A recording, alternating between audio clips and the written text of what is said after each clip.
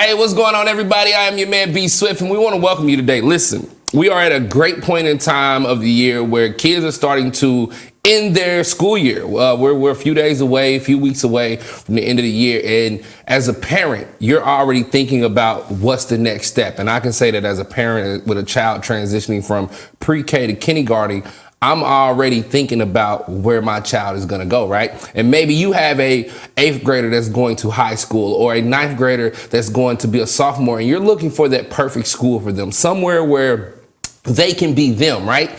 Somewhere where they'll fit in, they'll have an opportunity to grow, not just mentally, but as a child, and find somewhere that fits, right? Well, let me tell you about Thrival, okay? I'm here with India Johnson, who is the founder of Thrival, a school located on the east side of Indianapolis. Tell me about Thrival.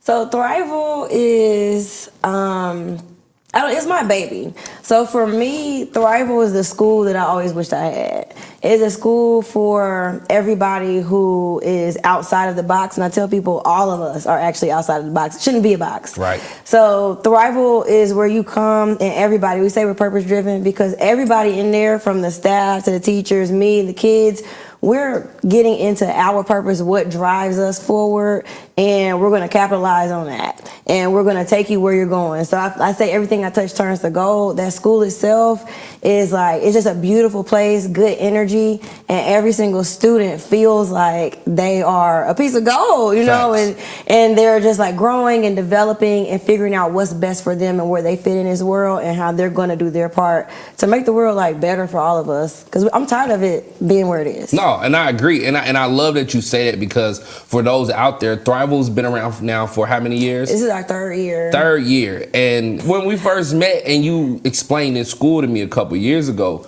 there was a mission and you took kids out the country. Mm-hmm. Talk to me about that, because before we get into what it is, I want people to understand how dope this school is and the opportunities you give the children. It is pretty dope. Like, I grew up on the far east side, so I thought Keystone, I tell people, I thought Keystone was the west side of town, sincerely. And I'm an Army kid. I didn't really have access to my own city. And I saw that the same thing. I'm a teacher, and our kids their vocabulary is limited because their access to their world is limited. Facts. So when I got this opportunity to establish a program at Tech where I'm taking students in 11th grade at the time to Thailand for 3 months out of that year, and while we're in Thailand, they're there with their teachers and their principal, and they're working through projects like units, and they're learning about the impact of gold mining on a community. They're becoming these like activists. They're making documentaries. They're testing water. Everything that they're doing in class for those first 2 years. It was 2 years for those first 2 groups of students. Everything that they did in class, they then went to Thailand into these communities and learned hands-on what they were learning in the classroom. And I was able to take a year pause last year because I saw like having them only for 11th grade, there was a lot of issues with that. Right. They're coming to us with a lot of school hurt, is what I call it. They've been in a high school where they weren't embraced for their differences, where they didn't understand how credits work, where they weren't in an environment where they were super supported. And so their credits were behind. They hadn't passed I-STEP. So we had to do all of this to get them ready in 3-4 months, get their passports, get their visas, take them out of the country. And I mean, it was just a lot. And then I sent them back to the high school where they came from for 12th grade year. And that really destroyed a lot of their spirits because we become a family. Right. And we did a lot of healing work. And then we're like, okay, go back to where hurt you.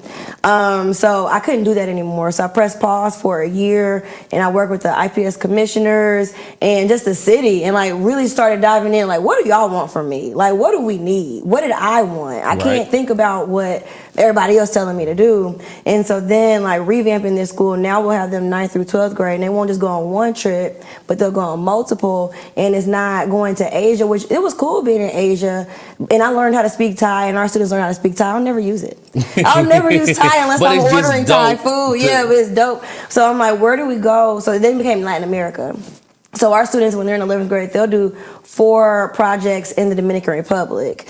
And those projects are like colonialism, which that directly impacts them, learning about the African diaspora and learning that there's people who look like them all around the world on an island. You know, there's a whole island of people who look like you. So colonialism, ecosystems, public health, and then my favorite one is the baseball unit that they're going to do, where they're learning about the impact of baseball on that community, on that country, and how baseball impacted the social hierarchy, the economy, the crops, like everything, literally everything. And I'm really excited about that. But it's all about our students experiencing their world. I tell them the world is yours.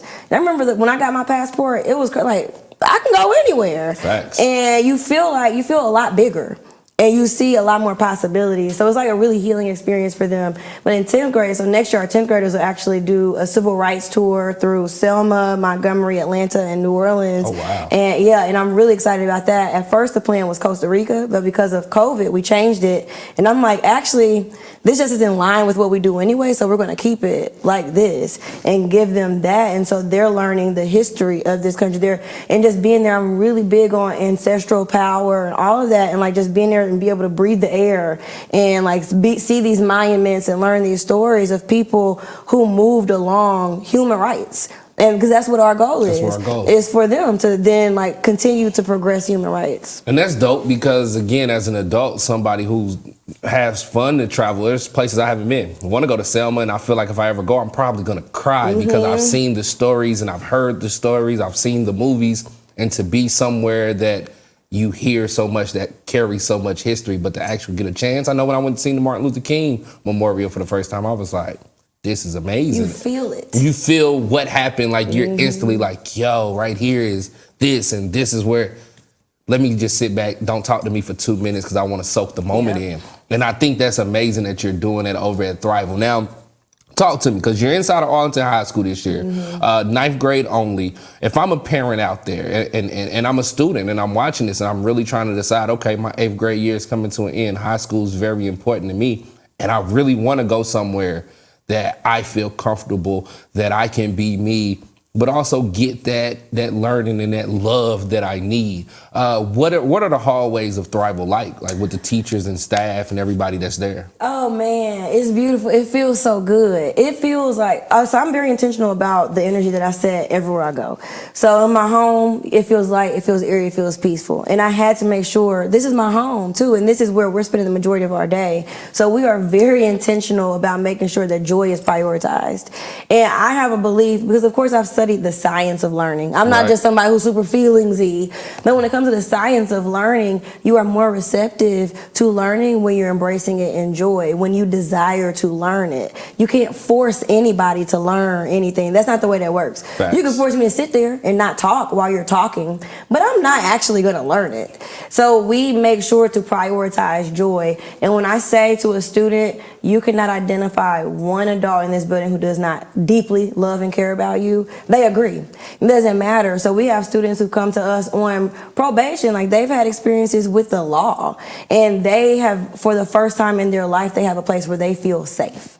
We have students who are on the spectrum, any spectrum, so autism spectrum, LGBTQ spectrum, whatever the spectrum, and they've never felt embraced, they've never felt safe, and this is the only place where they have ever felt safe. Our kids don't even bother one another. They don't. And you know, kids can really be... Kids can be mean sometimes. They can be mean. They can, but because we are all about affirmation here, and we're intentional about that, everybody feels good. As soon as you walk through the door, I see you with them shoes, I see that hair, because if I feel good, I'm less likely to pick on someone else. Facts. And it is scientific. It works. So everybody in our building just does that. Like, we just pour love into one another. We walk into a classroom and see a teacher is having a day.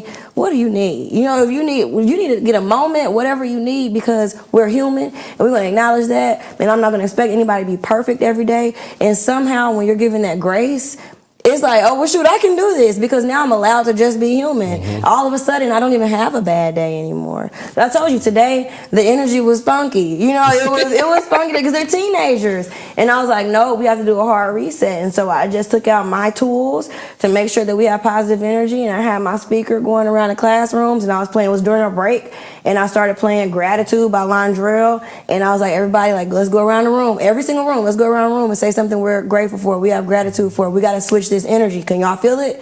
The energy is negative, like we have to switch it. And just getting them aware that you have control. You can control even the things that we've always thought we couldn't. I remember being a kid subjected to bad environments and being a kid subjected to negativity and just felt like I had no control over that. Then I would act out. Facts. And teaching them, like, you actually do have control over your environment because it starts with you. And when we decide we're not going to give in to negativity and we're going to switch this and watch them switch it, and then they say to each other, no, check your energy. Good vibes only. Good vibes. Like, you see the change. Yes. Like, they're owning it. I tell people, like, we're becoming little hippies, but I don't care. You're like, that's good. That's good because we're embracing peace. We're embracing joy. And we have students who have never, ever, ever had such positivity in their lives before. And that's so amazing because, again, now you have their undivided attention. They're willing to do and try anything you put in front of them at that point because I trust you so much because you trust me to be so great. And I know it's people watching this, so we're going to tag this a couple times because somebody's sitting there like, yo, this is all good. I want to check out more information. How can people find out about Thrival, whether it's just set up tours, sign up for enrollment, or just see what you guys got going on over there? So thrivalindy.org is the one-stop shop, and then on every social media, you know, we on social media heavily. Heavy. So it's at Thrival Indy because we're the people, you know, like we're not about to pretend to be something that we're not. We are people who use social media. We are people full of joy, and we're proud of what we're doing, so we share it all the time. So at Thrival Indy, on Twitter, Instagram, but Facebook. It's everywhere. It's everywhere. Now, speaking of, because again, we are talking about students and I'm coming from the 8th grade and maybe I'm into sports. Do you guys offer that? Because I know you're a new school. I know you're just getting up and going. So what? And we're small. Football is the only one that's off the table, at least for the next couple of years. And I'm like such a hypocrite. I love watching football. I do. Like, I love watching. Here goes the mom. Right. No, I love watching football with their brains, you know, like I have to think about that. So that's when they're trying to convince me. But we do have basketball. And then I tell the kids, like, if the kids come, when they come, you tell us what you want to do and we will make it happen. I say that, like, I kind of feel like the Wizard of Oz. I will make it happen. So we're not big. We don't have like the cosmetology courses and things like that. But I know plenty of business owners, you know, like we know salon owners, and we can get you together. And it's the same thing with the sports. If we have enough kids who want to play soccer, we're going to make sure we have a soccer team. We're going to make this happen for you. The only one that I know is like not this year is football, just because we're not big enough. Right. So can you turn this camera on right here? I want to turn this camera on me. So all you students out there, all you parents out there, if your child is someone who excels in sports and they're really looking for somewhere to go play sports, but they're looking for a dope environment, because it's bigger than sports. You know, you got to have the grades, you got to have the schooling, and then sports kind of falls down here, at least in my book. I'm sure some parents might be like, but in our book, grades, academics, then sports. But if you're looking for that school, and you might want to look at thrivalindy.org today. Like, come on, she says she's willing to talk about every sport and bring it. So why not make that happen? So thrivalindy.org, log on today. Okay, now you can put on one of the other cameras, but I had to get that out the way. Yeah, it's amazing when the kids finally own and the parents own, like, wait, this is our school. When I say we can do whatever, you know, like if it's something that you really desire to do, we're going to make it happen. And then my staff is all about that too. We're going to make it happen. This is our school. This is your school. So it's not one of those situations where, oh, they ain't got it, I can't go there. No, they don't have it. It's time for me to bring it. Please, like, bring it. And what I know is that we are intentionally small. We're small by design. We're smaller right now than we intend to be, so we have to get this enrollment up, but it'll never be a big high school, and I don't want people to miss out on it. And it's one of those things like, okay, now people aren't seeing us yet, but then when they see us, it's gonna be like, yeah, like, and I don't want that to be the case. I really want people who are thinking, I think this is it.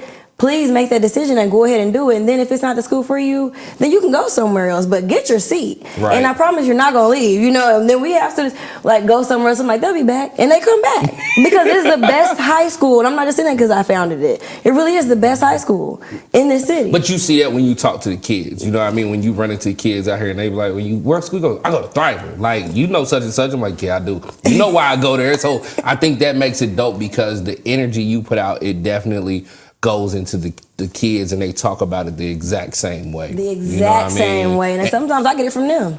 And the dope part about it is they're happy to be a part of this from beginning to the end because last year, or should I say this year's class is the first class pretty much in their own building. So they get to see this all the way up for the next 4 years. And when they walk away, this was our project. We helped mold and build what you new freshmen are coming into. Thank you. And you know what I mean? And I think that's dope. One thing you said that I like is small by design. It means your staff is there.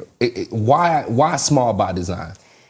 I don't ever want to get too big to where kids become just a number. I need us to know. I know how to get to most of these kids' houses. Like without looking up the address, like we know them intimately. So when our kids having a day, we can say, well, you know, such and such is going on. You know, they had a little breakup or whatever's going on at home. We know them. And I don't ever want to become a school where we don't know those kids very well. And I need them, because you said you met some of them. They walk with their head held high because they have a team.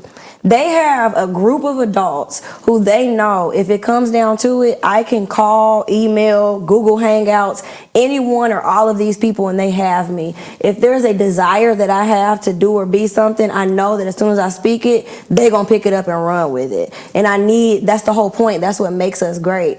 If we get too big, we get outside of that. But don't get it twisted. I'm just going to replicate this model over and over and over again, and we'll have a bunch of Thrivals across the country, across the world. We'll have a bunch of schools that are small by design. I want every kid to have this kind of experience. No, and it's dope because, like you said, it's been times where Terencio, who was a teacher over at your school, has called me and like, yo, can you talk to my student? They in the car. I'm like, why you got the student? Like, bro, these are my little brothers. Like, I love them. Like, they're my other kids. And just talk to them for me. And we've had conversations, and I'm like, this is actually dope because I know a lot of teachers. And you never do you really get the call to be, hey, I need a one-on-one. Or it's always, can you come talk to my class? Can you do this? But it's more, nah, come, little buddy want to rap. Or a little buddy is interested in DJing and radio. Can you specifically talk to him about your career? And I'm like, of course. And I think that's amazing because Terencio's someone who I've known for 20 years.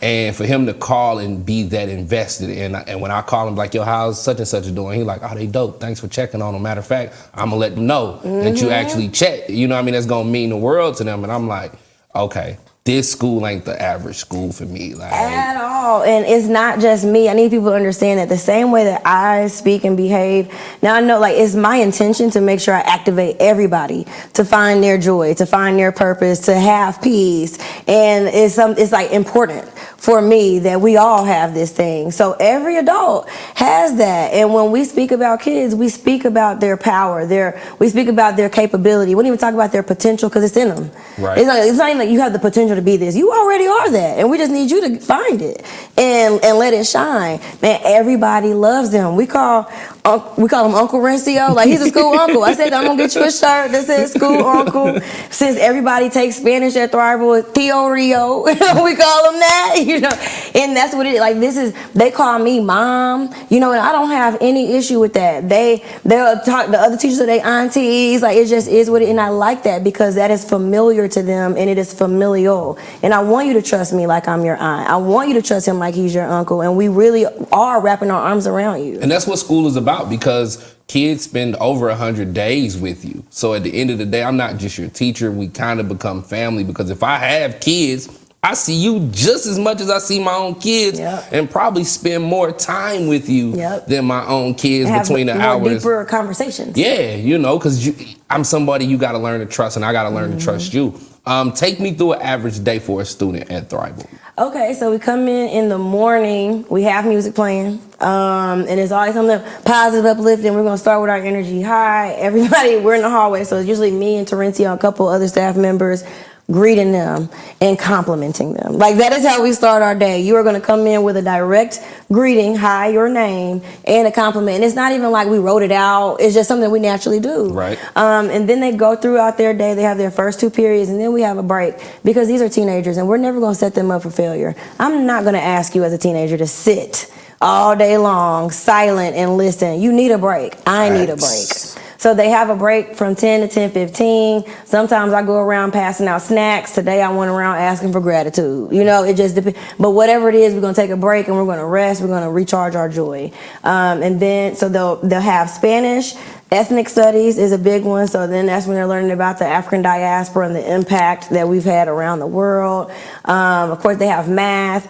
Then they have English and biology, which I love, is a dual course, and biology is taught like narrative storyboard style. So they're actually getting English like standards through learning about biology. And then the way that the teacher does it, Miss Bagley, she's so impressive. I go in and she has like a map of the African continent with different lines drawn here and there and different hair types and things like that. And it's drawing back to some biology something. You know what I mean? It's just a beautiful thing. Every single class they do authentic projects. So they're in math, they are actually redesigning their math teacher's house in real life. So she gave them the square footage, she gave them the budget, she tied it to the standards, and she's like, I'm lazy. I told her, so I went to her house and I was like, the energy ain't right in here. We gotta switch this up. So I went there, I was like, you know, we need to do this. And she was like, yes, we do. I'm not doing it. I'm gonna have the kids do it. It's a project, but it's entirely aligned to standards. She's an amazing Rose Holman educated math teacher. And these kids like are excited because they might be the one to actually remodel their teacher's home based on the budget, based on the. And it sets up a future career for somebody that might not have ever even thought I'm into designing homes and designing houses and being in interior design. Like, well, I did want to do this, but this is actually cool, and I learned thanks to my math teacher. Yes, and that's how it is every single class. Their projects are real life things. Like, I walk into the humanities room and she's like, all right, plan my trip to Jamaica. Now, she's really not going to Jamaica, but she's like, I might plan my trip. And she's teaching them, like, there is so many skills that they're learning at the same time, and it's fun. And if the teacher don't go, they might go home and present it to a parent or a family member and say, did you know you can go to Jamaica for $700 and stay here and go see this and this? Well, how do you know that? You don't know, you're just talking. Actually, bro, I got facts because we had to do a project and I mapped it out. So would y'all like to go? Literally everything that we do, we are all a bunch of people who were like, school didn't do us right. Like, school did not do right by me. And some of them like excelled and then came out and were like, you know, like, what did I actually even learn about how to survive as an adult? And then some of us were just like, let me just get through this thing. But either way, all of us acknowledge that there's those I wish school would have taught me, and we just make sure to put those in. So you're going to learn about taxes. You're going to learn about personal finance. You're going to learn about mortgages. You're going to learn about civic engagement and what does it mean to vote, voter registration. You're going to learn about relationships and, like, when is it time to actually, you know, like, connect with somebody and attach yourself to somebody else full time. Like, we infuse all of that because these are things that no adult ever taught us, and we had to go out here and figure it out on our own and really stumble and fall and do all that. It's like, let us dust you off and, you know, like, make sure you don't even have to do those things and just get to greatness. So not just getting that book, here go book, we're going to go through from chapter 1 through chapter 100 before the semester, but we're going to give you book work, but at the same time, we're going to also teach you real life work. Because again, I think a coach, I wasn't even a player on his team, but he was my business class. And he actually taught us how to do our taxes freshman year.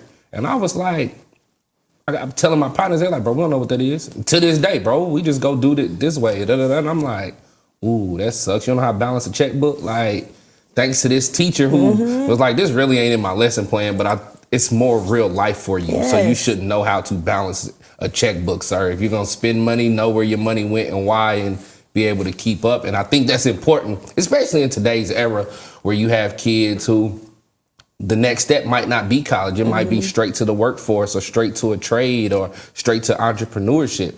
instead of going to the big schools and continuing with debt for the next 50 million years, what we wasn't taught about. Like, at all. Sign that piece of paper, go to college, and now you stuck with 30 years of debt that you really can't pay because they want some absurd amount of money every month. Right, and the interest, as all that. I will not set you up for failure. I'm setting you up to be far better than I am. Like, y'all think I'm great? Oh, you ain't seen nothing. And I make sure to say that you have not seen anything, because these kids that are coming behind me, they are going to be far greater than I was set up to be. I don't have any resentment in me for kids. You know, like, don't nobody in our building have any resentment for kids in us. We want to see them better than we are. We want to see them have a better chance of not just surviving, but what? Thriving. Like, and that's how you end the interview right there. Like, if my child was going to high school, I definitely would be going. I'm trying to figure out how I can skip her from kindergarten straight to high school because she's too damn smart for me. Right, sometimes. she probably belongs in there. She does, and the kids would probably love her. Like, this is my little sister. Come on, like, but she'll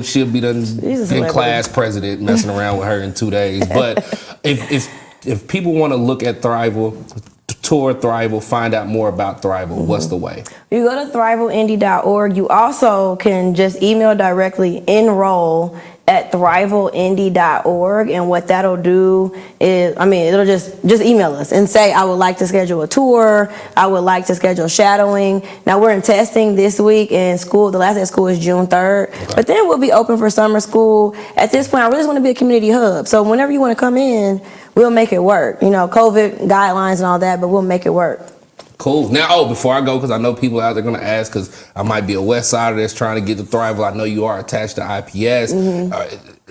How can I make that happen? Is it busing situations? I know it's about to be a big change, of course. But all of that still applies no matter really where I'm located on the side of town? As long as you're in Center Township, if you live within Center Township, so IPS boundaries, you get transportation.